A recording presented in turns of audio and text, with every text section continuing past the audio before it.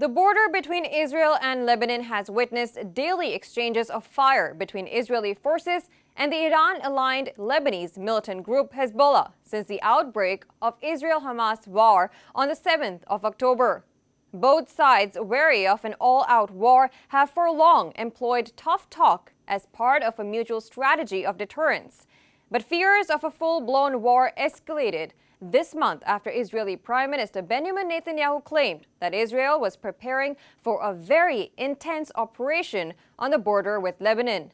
Hezbollah's chief, Hassan Nasrallah, also threatened a war with no restraint and no rules and no ceilings in case of a major Israeli offensive against Lebanon. Shelling on Israel's northern border has intensified, leading to the evacuation of tens of thousands from both sides of the frontier.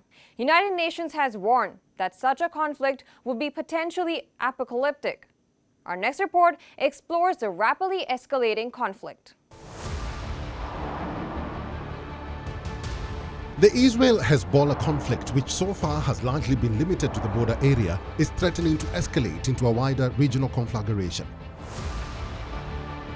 On Thursday, Hezbollah said that it fired dozens of Katyusha rockets at a military base in northern Israel in retaliation for Israel's strikes on southern Lebanon a day earlier. The Shiite Muslim movement claimed 2 other attacks on Israeli troops and positions the same day, including one with drones. Tel Aviv claimed that its Iron Dome air defense system intercepted most of the rockets fired from southern Lebanon. Though the current fighting between Israel and Iran-backed Shiite Islamist movement is still relatively contained, it marks their worst confrontation in 18 years. Their last war in 2006 was a month-long conflict. Widespread damage to buildings and farmlands in South Lebanon and northern Israel narrate a tale of destruction and despair.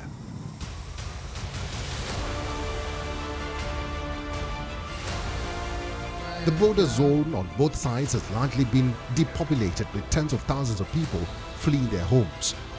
The violence has resulted in deaths of more than 450 people in Lebanon, most of them fighters, but also including at least 90 civilians. Whereas on the Israeli side, at least 15 soldiers and 11 civilians have been killed. Last Sunday, Israeli Prime Minister Benjamin Netanyahu said that the phase of intense fighting against Hamas in the Gaza Strip is coming to an end, which would allow Israel to deploy more troops along the northern border with Lebanon. After the intense phase is finished, we will have the possibility to move part of the forces north. And we will do this, first and foremost, for defensive purposes, and secondly, to bring our evacuated residents home. If we can, we will do it diplomatically. If not, we will do it in another way. But we will bring all the residents home, all the residents of the north as well as the residents of the south. Couple of days later, U.S. Defense Secretary Lloyd Austin, in a meeting with his Israeli counterpart Yoav Gallant, stressed the significance of diplomacy in resolving the escalating conflict. So diplomacy is by far the best way to prevent more escalation. So we're urgently seeking a diplomatic agreement that restores lasting calm to Israel's northern border and enables civilians to return safely to their homes on both sides of the Israel-Lebanon border. The next day, Israeli Defense Minister Gallant, while addressing reporters in Washington, D.C., said that Israel does not want a war with Lebanon, but was capable of sending Lebanon back to the Stone Age. Analysts are of the opinion that it is easier said than done.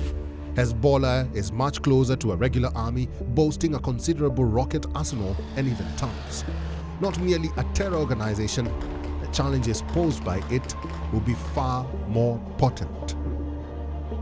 That Hezbollah does have much stronger, much heavier warheads on their ballistic missiles that have not been used yet. And so the fear is that if this was to escalate and Hezbollah would unleash its full potential, that the ballistic missiles that were to be used, or that could be used against Israel, would be far more damaging, with massive warheads that would cause the sort of destruction and have an area effect that would be very significant. The United Nations Humanitarian Affairs Chief Martin Griffiths has called Lebanon the flashpoint beyond all flashpoints. A full-scale war between Israel and Hezbollah would be catastrophic, especially for people on both sides of the border. The situation resembles a powder keg. A little spark could end with the whole region up in flames.